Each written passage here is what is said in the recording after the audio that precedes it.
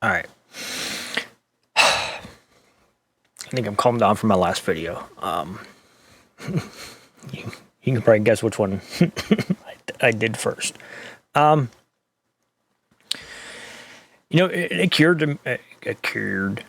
occurred to me. It's after midnight, guys. Give me a break. That in like 9 days, 8 days, I don't know, whenever you watch this, 7 days, I don't know when you watch it, but it's going to be 3 months, and we really, community-wide, we really haven't gained anything. Not really much more knowledge than what, we started with, and they just still keep on giving their runaround. So I think it's about time we're going to start stepping stuff up. And no, I'm not talking about blocking the railroad tracks. I'm sure they'll get out there. Oh my God, he's going to do something bad. No, we're going to start bringing more stuff to the public's attention like I did with my last video, because if it's being hidden, it's not being known. We don't have mainstream media really here anymore. They not like they really told the truth anyways, but so it's down to us, the few and the proud, that are continuing to fight for this town. And I thank every one of you guys. We have a nice little, network going together. Some of the town don't like us because we won't shut up about it, but that's okay, because I love my haters too. So we're going to get on the testing thing, the whole creek problem, because that's still a major problem. You've seen the videos that I posted in Rick's posted the YouTube geez almighty, man, it's getting late, YouTube channel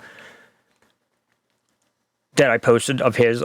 He's been down in a creek many times and recorded a lot of good footage, and nobody seems to have answers for it. So we're just going to start bringing more attention to, stuff that they want hidden. So, I can't give, like plans on here, because I know either, somebody probably to do with the city and Norfolk Southern or EPA probably watch these videos. So, I'm not going to give you what the game plan is, but expect some new videos coming up here, like different videos than what you're used to seeing. So with that out of the way, let's get into the whole creek situation, because it's still a major issue. I mean, the ground still is too, but I don't know. All right, let's get into it. See, a viral video showing Ole Sheen on a creek near the site of the toxic train derailment appears to show vinyl chloride, one of the chemicals released from the train derailment. Excuse me. That looks like the way I would expect vinyl chloride to behave. From John Senko. He's a professor of geoscience and biology at the University of Akron. And this is basically what he's explaining is what we see. So it looks like what's happening is you got some stuff on the bottom of this creek. You stir it up a little bit. It starts to come up, and then it's just going to sink again. So that stuff's behaving like I would expect vinyl chloride to behave. Which I said, as I'm putting this train car video together, I'm getting drone footage of the, explosion. I'm going to call it what it is, explosion and stuff, They did detonate at least one tank of vinyl chloride. I wouldn't say 2 tanks of vinyl chloride. The more I watch the drone footage and after me labeling cars, so expect that video coming out. I've had a lot of people bother me about it, but it's taken me a long time to label all them cars. I've watched a lot of stuff, drone videos, pictures. All right. Another possibility is after the spill, naturally occurring materials like decaying leaf litter, biofilms, or clay absorbs the chemicals. So what was under the railroad tracks? Clay. He stressed that so often people focus on issues that can be easily seen. However, There are also chemicals present that are harder to trace, including groundwater contamination, which he calls an invisible part of the puzzle. It could be a year or two before groundwater contamination is traceable in local wells due to how slowly it moves. Asked whether the rainbow slicks could have been caused by natural process, he said there's a chance. Any aerobic decomposition of specific kinds of algae may create some of these sheens, but not the ones I'm seeing here. The line saying, water's safe to drink. What else want to get to? It has the potential to cause some kind of cancer if you're exposed to it long enough periods of time.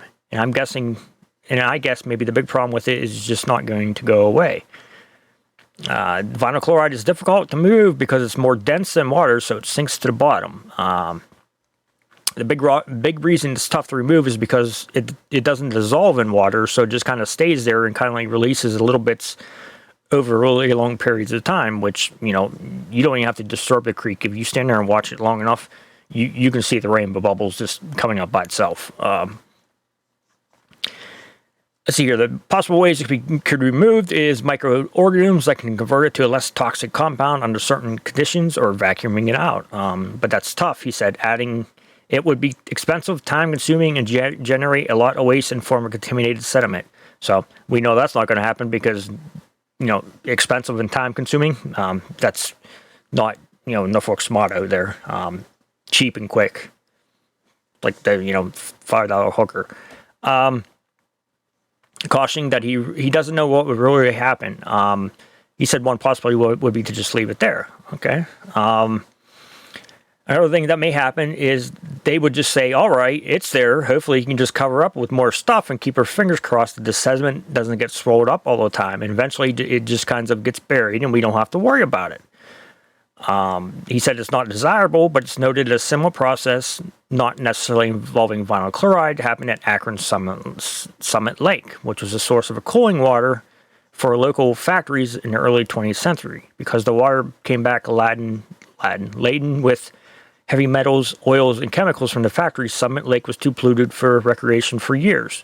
So, that's kind of interesting. I looked up Summit Lake, and it sounds like a great place you want to take a vacation to. And he said that it wasn't, you couldn't use recreation for years. Well, through tests, we are excited to share the quality of Summit Lake has improved over the past few decades. Okay, we're not just, he said a few years, something like maybe 3-4 years. No, we're talking decades here. Current test shows that the quality of water in the lake has improved over the last few decades, which means the lake is naturally cleaning itself, which we know nature would naturally clean itself, but obviously, it takes a very long time and a lot of stuff can happen between them. Skin contact with the water and occasional tipping and falling into the water does not pose a health concern. It is safe. Occasional tipping and occasional skin contact. This does not mean the water is perfect. Oil or petroleum pollution still enters the lake and canal on rare occasions. When testing the soil at the bottom of the lake, results show the first foot of the lake bottom soil does not contain any heavy metals and chemicals of concern to human health. However, oils do remain trapped in the mud that may stain clothes, leave oily film on skin. The oils found in the lake do not bother the growth of insects, worms, and critters in the lake bottom and are not healthy for aquatic life, since those beings breathe and live in water for most of their life. For people, occasional contact with the lake bottom is a very low health risk. I mean, this sounds like the EPA wrote this. I mean, this is killer. Boating. Canoeing and kayaking are acceptable with life jackets. Swimming and wading are not recommended at this time, like other urban lakes that don't have a designated beach. Lake bottom soil along the shore is mucky, slimy, and has some oil content. These conditions do not make it unsafe to wade, but messy for those who decide to put their feet in the water. And then fishing, they only recommend eating catfish once a month and any other fish in the lake once a week. So this sounds like a great place to take a vacation, man. This sounds like this worked great. That's where the EPA wrote this. So I guess I want to cover this. Yeah. Okay. Let's get. We don't want that. We'll get to the samples first. Let's do this first. Vinyl chloride, how does it enter your body? How does it leave your body? Because we know people's testing positive for vinyl chloride 2.5 months, almost 3 months, after the crap show. And, so they're being re-exposed because vinyl chloride itself metabolizes, goes through your body really fast. I mean, there is a secondary chemical I think your liver produces. It's in there here somewhere. That takes a little longer for your body to get rid of. But if you're testing, they're testing positive for vinyl chloride and that secondary, I forget what it's called, begins with a C. I probably can't pronounce it anyways. So that means, you've been exposed to vinyl chloride. If it contacts your skin, a tiny amount may pass through your skin and in your body. Vinyl chloride is more likely to enter your body when you breathe or drink air containing it. This could occur near certain factories or hazardous waste sites in the workplace. At low levels, most of the vinyl chloride you breathe or swallow enters your blood rapidly, then travels through your body. When some portion of it reaches your liver changes into several substances. Most of these new substances also travel in your body. Once they reach your kidneys, they leave your body in your urine. Most of the vinyl chloride is gone from your body a day after you breathe or swallow it. So you're saying about a day after you're exposed, you shouldn't test positive for vinyl chloride itself. Okay. Now, maybe the enzyme, I don't know how quick the enzyme, I guess it might vary from people, but the liver, however, makes some new substances and that does not leave your body rapidly. A few of these new substances can be more harmful than vinyl chloride because they react with chemicals inside your body and interfere with the way your body normally uses or responds to these chemicals. So the longer you're exposed to these chemicals, your body cannot detox itself as good because it's becoming overwhelmed. Some of these substances can react in the liver, and depending on how much vinyl chloride you breathe, and may produce damage there. Your body needs more time to get rid of these changed chemicals, but eventually removes them as well. If you breathe or swallow more vinyl chloride than your liver can chemically change, you will breathe out excess vinyl chloride. That's just amazing. If your body's so saturated with vinyl chloride that it can't really produce get rid of it fast enough, you just breathe it back out again. And this is from the Agency of Toxic Substances and Disease Registry, so it's not some half-butt site. EPA's air sampling. They hide these so well.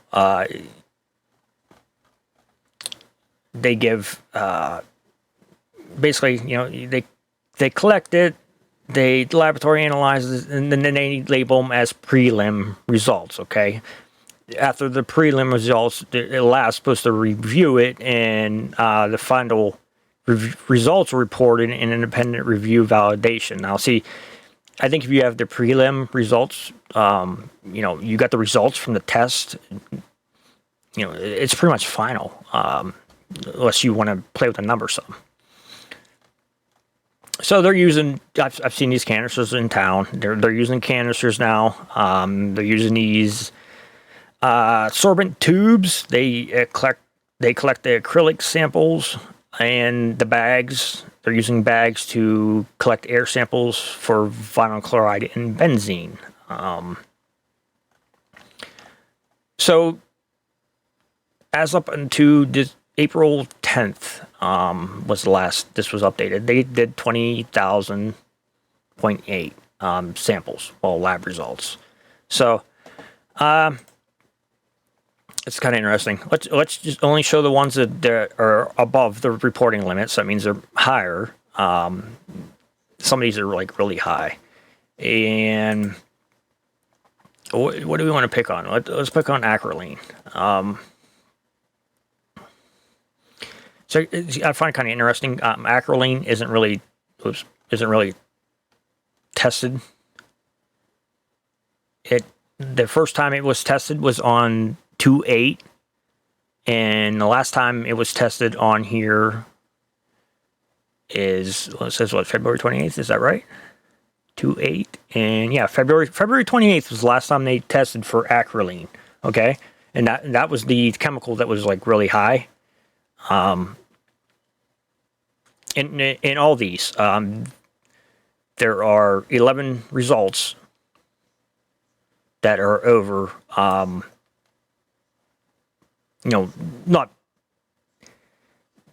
significantly high. I've researched some of this stuff and converted it to, because they use UGM3s, and I converted it to parts per million, parts per billion. I'm not going to bore you with that. It was just me learning how to convert. You have to get the molecular weight, and quite interesting. Anyways, benzene. See. Benzene also 320 lab results. That was high. So, what was the one that really chloroform? One test. Okay. Methanol. Here's butyl acrylate. They tested one time for butyl acrylate, and it was on 3.5. Now they'll probably say they didn't update this, and that's why there ain't all here. Vinyl chloride, there's 198 lab results that are a significant, amount, especially if you get down to when the derailment was. I mean, we got 16 UGs and 10. There's 4.2, 6.1, because these are all from different canisters. There's a 1, 11. That must be closer to the site. So this is all their testing stuff. It's confusing, very confusing to go through, but I just find it interesting. There's certain chemicals they just don't test for anymore. Why? I guess it really don't surprise me. Let's see here, vinyl chloride. The exposure. You can get dizziness, drowsiness, headaches, and giddiness. So that's kind of, people complaining about headaches. I mean, this is just one of many chemicals, but vinyl chloride is irritating to the eyes and the respiratory tract in humans. That gives the burning eyes and the burning nose and throat. So I'm sure vinyl chloride is some of this stuff they are doing. We'll get this first. So this was updated on April 22nd.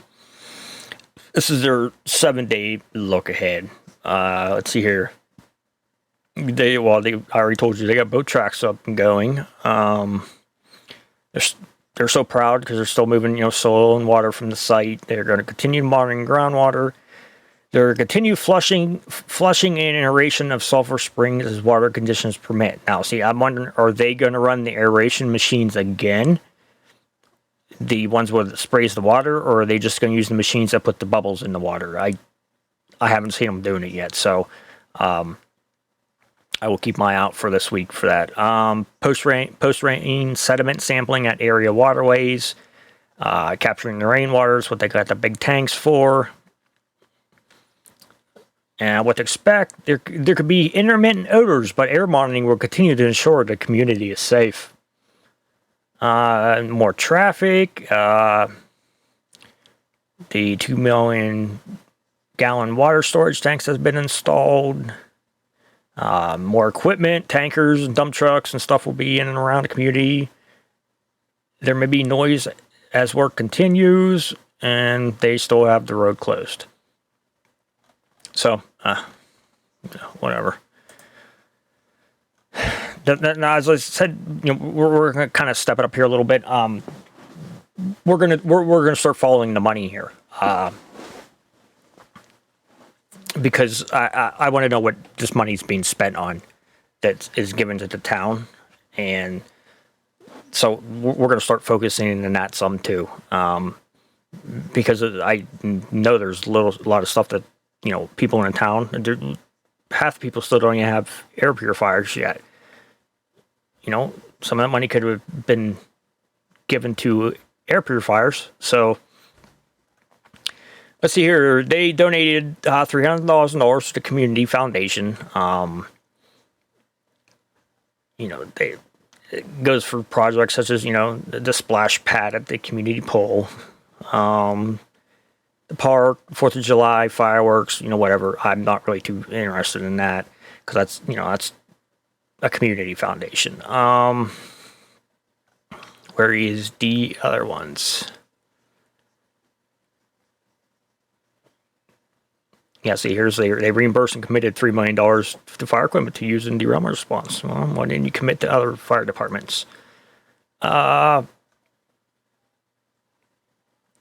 we go. They created a community liaison position and hired a local NS employee and Palestinian resident to gather input from community input from residents and local businesses and oversee distribution of $1 million.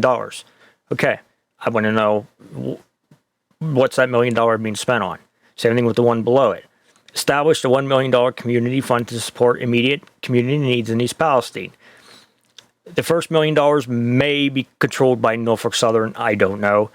The second $1 million definitely is controlled by the town. So I am going to go tomorrow and request a itemized breakdown of what this money is being spent on. Has it all been spent, or is only a little bit of it's been spent, and what's it's been spent on? So that's public knowledge. So we're going to start changing things up here. Making sure money's going where it needs to go instead of where it don't need to go. This is even funnier. What better? I thought the Easter egg hunt was kind of out there. So many people advised against it, but EPA said it was safe. But if you look at where they tested at, they didn't even test nowhere near a playground where the Easter egg hunt was at. But anyways, we're going to have a 5K race and walk in the town. Okay, well, what better? Maybe they're hoping if enough people show up, they'll breathe these chemicals in and take them home with them, and then there won't be no more in town. Maybe that's their thought logic. I don't know. So Saturday, June 10th at 9, they're raising awareness of local businesses affected by the train derailment. Okay, well, I agree with the cause, but I don't, I don't think it's a good idea to have it in town. But, let's see here. Wait, serving youth of East Palestine. Okay, while raising awareness of local business. Okay, I knew there was something about youth in there, which, like I said, I'm all for the cause. That youth seminar thing I went to, it's just, the young lady getting up there and speaking and saying, well, what happened if I want to have kids, farther down the road, and then I come to find out I can't have kids because of this, and it's just. It's messed up. It's not really, I'm not really fighting for myself, because my life's about half over, let's say. It's more for the kids and their kids and their kids, because this is just going to keep on getting passed down. So if you want to come into a not so safe town, maybe it'll be safe by June 10th. I don't think it will be, but they're probably just starting to finish the other side of the tracks up by then. So, but they're having a 5K race. Let's see, the EPA soil information meeting. This is just some of the key points. Vinyl chloride is not the chemical making people sick or that people are smelling. However, it's a carcinogen. Thus, you can be exposed to vinyl chloride without smelling the chemical or having symptoms. I agree. So, what chemical are we smelling then? And what chemicals are making people sick? EPA is not doing an official risk assessment. Therefore, they are not calculating how exposure to acceptable levels of 35 chemicals combined. Okay, they always want to make each chemical individually. Okay, we have vinyl chloride here, and then we get this and this. Okay, well, what happens when you combine all of them and all that hits you at once? They're not doing risk assessments. The acceptable levels are calculated by exposure to just that single chemical. We are actually actively being exposed to chemicals. The EPA needs to check if Norfolk Southern is clearing the contaminated soil. They covered up in smaller increments. So I agree. They're probably not testing that soil. They're letting them dig so much. Take one test, and if it's okay, if not, dig a little farther. It's one spot could be more contaminated than another spot, just because of where the cars were sitting and where the drainage, where the drains were and how it ran off and stuff. So I agree with that too. But the EPA denies the connection between chemical exposure and health issues. The EPA's testing does not show a path of exposure. Bullshit. Bullcrap. Sorry. EPA acknowledged the Creek Knitter Park entrance is highly contaminated. Well, at least we agree on something, EPA. They also acknowledged that a posted sign is the only thing keeping children from playing in the chemicals, which is a good point, because we had a couple of really nice 80-degree days here last week. And, as we get closer to summer and stuff, when it's nice out, well, what's keeping the kids? I told that story about that person driving by and them kids were playing in that aeration unit that was down at that walking trail. I mean, they were playing in it. I mean, they were showering with chemicals, plus being in a polluted stream. So EPA has a map of the smoke path after the controlled burn explosion. They release it to the public soon. So it took you 2.5 months to come up with a smoke path when you decided Sunday night you were going to just do one car, and you had a model for the smoke that night, and it took you 2 months just to add 4 more cars because they all weren't vinyl chloride. But the EPA agreed to have a panel where residents can ask questions. Good. I think there should be something like that every week. I think there should be a town hall every week or something where the community can get together and ask questions. They just stopped that. You know why they stopped that? Because they hated trying to answer questions. People was getting pissed because they weren't getting the right answers, and they got mad and they just quit it.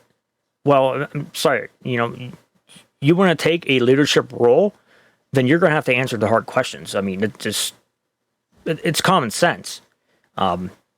Even a video, put a video out every other day or something, and kind of give updates. But if there's nobody fighting for the citizens, I guess there's nothing to give updates on, because we know who's not fighting for the citizens right now. Soil levels are testing highest next to the roadways. However, all the trucks were washed of all the contaminated soil before leaving ground zero. So the dust we see in the roads is not the cause of the high levels of contamination along them. So the roads are, beside the roads are highly contaminated, which, I've showed that a couple of times, the rainbow streams running down and everything.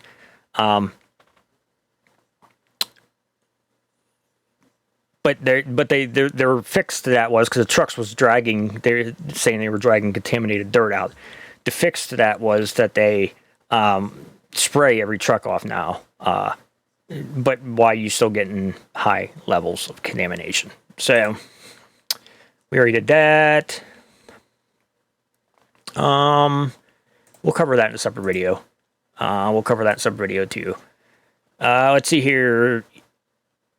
EPA testing results. EPA found semi-volatile chemicals and dioxins at average levels in prelim results.